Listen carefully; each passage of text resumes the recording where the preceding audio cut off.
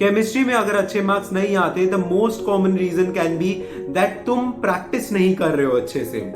तुम लिटरेचर पढ़ सकते हो, बायोलॉजी रट सकते हो, ये सारे सब्जेक्ट तुम रट रट के निकाल सकते हो, but chemistry needs proper practice. So hi guys, this is Shivam Shah, and in this video we are going to talk about chemistry in board examination, like what should be your strategy, and I'll give some tips from my experiences, personal experiences. So let's start the video at once. तो पहला बात ये, अगर organic chemistry के बारे में जानना है, so I have made a complete separate video in the I button, ये जाके देखो, समझ में आ जाएगा like what your approach should be about organic chemistry. बहुत इजी पोर्शन है, एंड ये वीडियो देखने के बाद ट्रस्ट मी, तुम काफी ज्यादा स्कोर करने वाले हो अगर तुम वो टिप्स फॉलो करते हो। अगर तुम केमिकल रिएक्शंस अभी से लिख लिख के प्रैक्टिस नहीं कर पा रहे हो, एग्जाम हॉल में तुम बिल्कुल भी नहीं लिख पाओगे।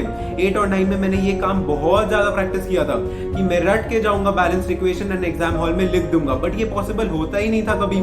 सो एट लास्ट समझ आया कि केमिकल इक्वेशंस लिख लिख के प्रैक्टिस करना पड़ता है, इसको बैलेंस करना आना चाहिए, and not only the reaction conditions भी याद रखना पड़ता है। एंड फॉर द क्वेश्चंस जहां पे लिखा रहता है व्हाट हैपेंस व्हेन या व्हाट डू यू ऑब्जर्व, तब तुमको पूरा डिटेल्स लिखना पड़ता है, like not just the balanced equation but उसके साथ कौन सा प्रेसिपिटेट आया। सो अगर प्रेसिपिटेट आता है तो फिर वो सोल्यूबल है, इनसोल्यूबल है, उसमें कलर चेंज क्या हुआ। अगर गैस इवॉल्व होता है तो फिर वो गैस का कलर, उस गैस का ओडर, उसका केमिकल टेस्ट, तो ये सब चीज ऑब्जर्वेशंस में लिखना पड़ता है। केमिस्ट्री में काफी सारे ऑब्जेक्टिव्स होते हैं, लाइक 1 वर्ड आंसर्स या सिर्फ एक केमिकल रिएक्शन, एंड तुमको एक एक मार्क्स मिल जाता है। तो ये सेक्शन बहुत ज्यादा स्कोरिंग होता है, एंड ये जगह पे बहुत जन अपना मार्क्स भी लूज कर जाते हैं सिली मिस्टेक्स की वजह से। तो इसके लिए प्रीवियस ईयर क्वेश्चंस उठाओ, सैंपल पेपर्स उठाओ एंड प्रैक्टिस करो।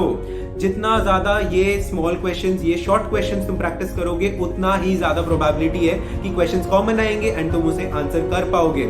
लाइक नॉर्मली अगर अनकॉमन क्वेश्चंस आते हैं तो शायद चांसेस रहता है कि तुम्हें पता ना हो आंसर, तो बेहतर है तुम बहुत सारी क्वेश्चंस प्रैक्टिस करो ताकि probability of getting marks is higher.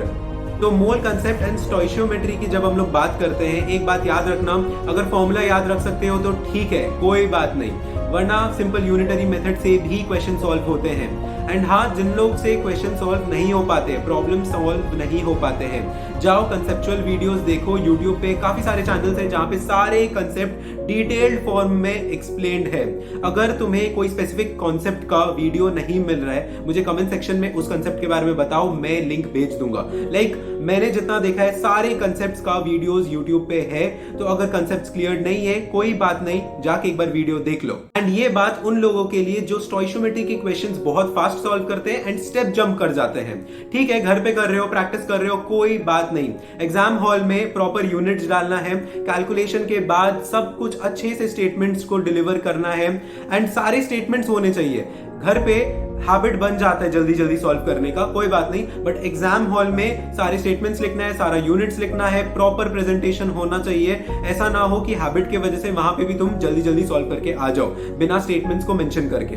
So keep this in mind. And board examination में ये एक बहुत कॉमन क्वेश्चन है, that trend, increasing order, decreasing order of IP, electron affinity, electronegativity, ये बहुत सारे कॉमन क्वेश्चंस है।